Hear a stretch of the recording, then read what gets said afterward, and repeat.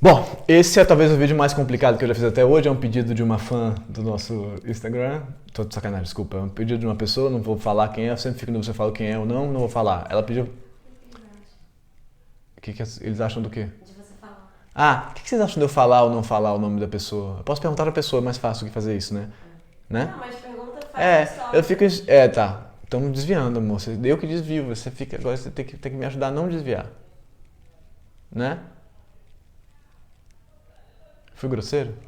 É que às vezes as pessoas falam que eu sou grosseiro com você, mas as pessoas não sabem como você é grosseira. Eu não sou grosseira. É porque ela tá só lá fora, mas deixa eu me concentrar. Então, o vídeo é sobre como lidar com frustrações.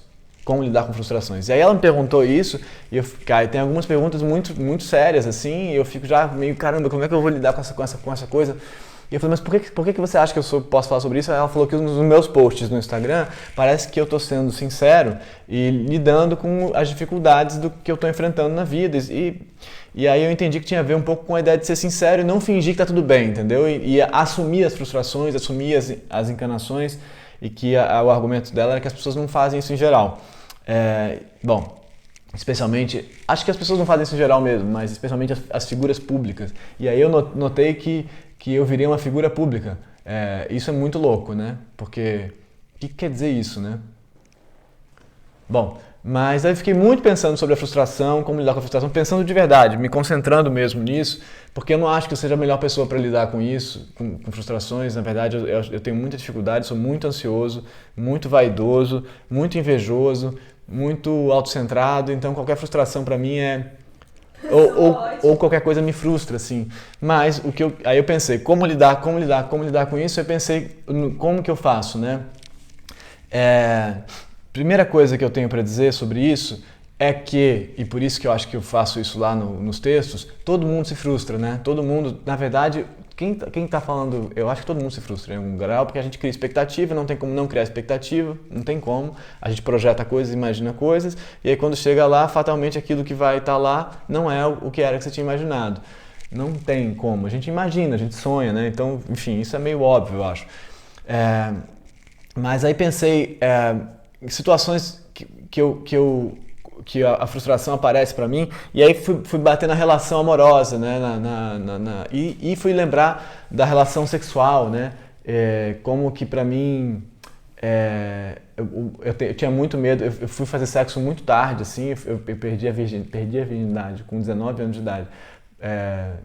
Fiz sexo pela primeira vez com 19 anos de idade, porque eu tinha muito medo de me frustrar mas de frustrar outra pessoa, isso é um negócio que me encanava muito, assim, de como que você lida com a frustração do outro e a ameaça. E aí eu acho que o sexo é um ótimo lugar para pensar isso, porque a gente finge tanto o tempo todo, e no sexo é mais difícil de fingir as coisas, porque a gente está ali muito exposto, mas a gente continua fingindo, né? Continua ali meio, cara... E aí eu fui aprendendo, e isso é só um jeito para falar de tudo, que a melhor maneira é falar as coisas. Eu acho que para mim a melhor maneira é falar as coisas. Então, por exemplo, eu tinha muita dificuldade de transar pela primeira vez com as pessoas. Eu ficava muito nervoso, tinha coisa da camisinha e tal, mas eu ficava nervoso mesmo, muito nervoso, então quase sempre dava errado, eu broxava, né? Broxar é uma palavra horrível, né, de falar, mas eu não conseguia, eu ficava nervoso, muito nervoso e não conseguia. E aí eu aprendi que eu podia falar sobre isso. Eu falava, cara, olha... tem uma chance muito grande de eu não conseguir. De eu não conseguir. E só de poder falar isso, a pessoa primeiro achava que era fofo, que era engraçado, que não era verdade, mas era verdade. E aquilo me relaxava um pouco e abria um campo de sinceridade naquilo, que em geral a gente não tem. A gente passa a vida meio tentando parecer melhor do que a gente é, ou parecer o que a gente acha que os outros vão achar que é melhor do que a gente é. E construindo e isso é um outro vídeo que tem que ser feito, que uma pessoa me pediu também, sobre as personagens que a gente constrói para viver, né? E tem muito a ver com isso, com não querer encarar o negócio. Então eu aprendi a falar mesmo.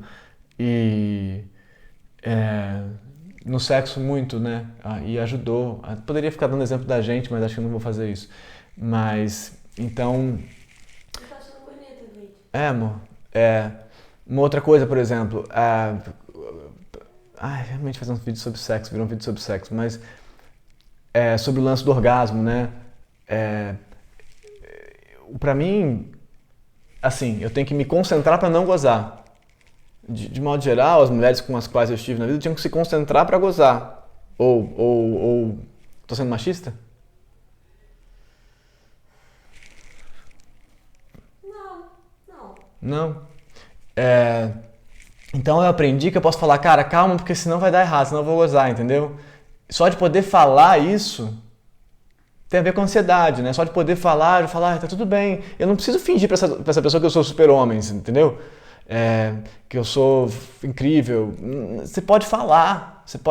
Ou sexo oral também é um negócio que antigamente, quando a pessoa falava pra mim, cara, você tá indo rápido demais, eu falava, cara, que absurdo, entendeu? Eu tô aqui investido no negócio, a pessoa não tá achando que tá perfeito o negócio. Não tá, você não sabe, a pessoa é uma outra pessoa, então tem que poder falar. Então, o que eu aprendi? Resumindo, não sei se eu fiquei muito confuso falando isso, mas... Virou um vídeo sobre sexo. Virou um vídeo sobre sexo, desculpa.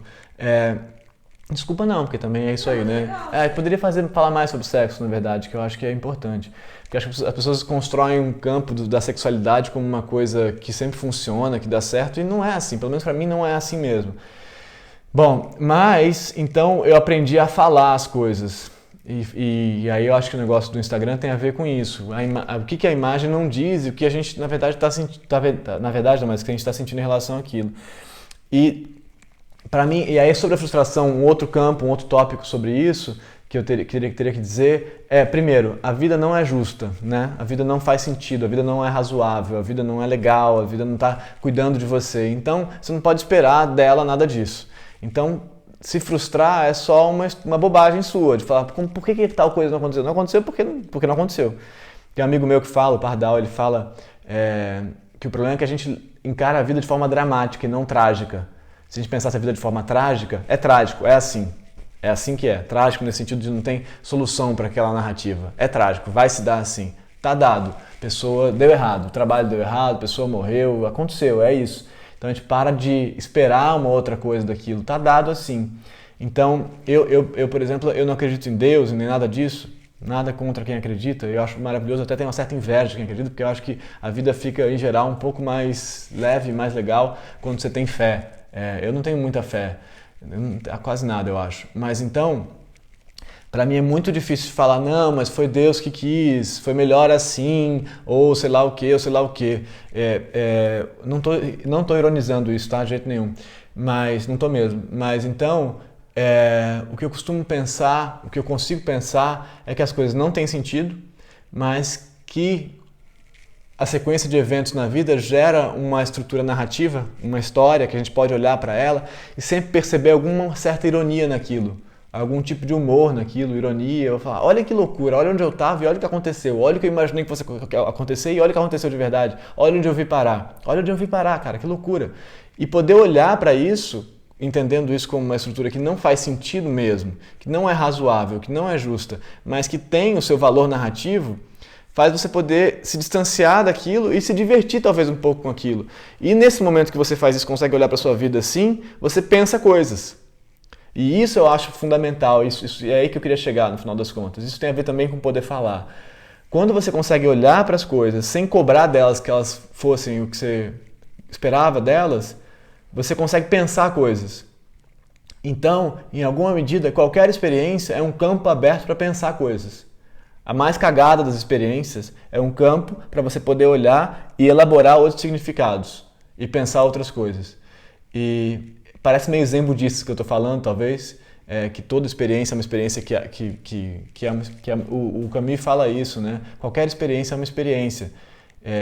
O tédio, inclusive, é uma experiência. O não saber o que fazer é uma experiência. E se você puder olhar para lá, você vai elaborar outras coisas. E eu costumo achar que, não sei se acho que a vida não tem muito sentido, de fato, tem um sentido sim, mas a possibilidade de elaborar outros significados, de pensar outras coisas a partir do que está acontecendo, olhando o que está acontecendo como uma história, como uma coisa que você pode olhar para ela, isso é porque eu trabalho escrevendo, então tudo para mim é uma história de algum jeito. O que eu estou fazendo aqui é uma história, isso que está acontecendo aqui é uma história.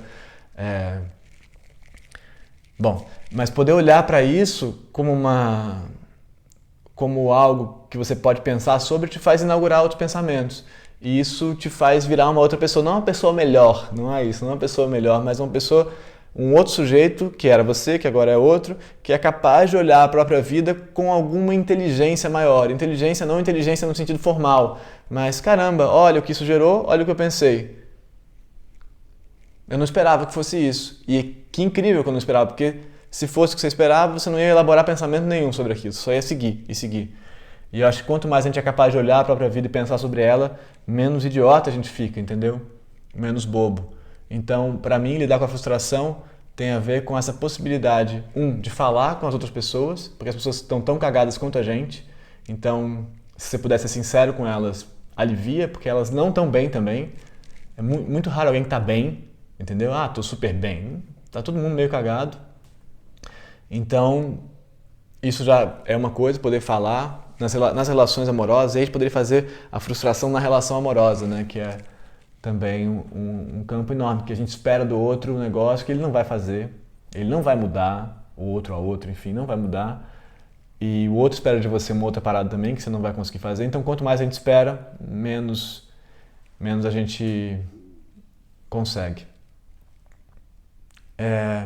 Então, talvez isso, esperar menos, mas não criar expectativa. Não criar expectativa. Tá, vou voltar. Conseguir falar as coisas, não esperar que a vida seja justa e razoável, não esperar que ela seja legal com você e conseguir olhar para a vida, parece que estou dando dicas mesmo, né? Conseguir olhar para a vida e pensar coisas sobre o que quer que esteja acontecendo e elaborar outros sentidos. E conversar com os outros sobre os sentidos que eles estão elaborando. Isso também. E depois a gente pode fazer um sobre a frustração na relação amorosa e sobre a felicidade na relação amorosa. Foi isso, gente. Eu espero que eu tenha conseguido falar alguma coisa de razoável. Se inscreva no canal. Se inscreva no canal. Beijo.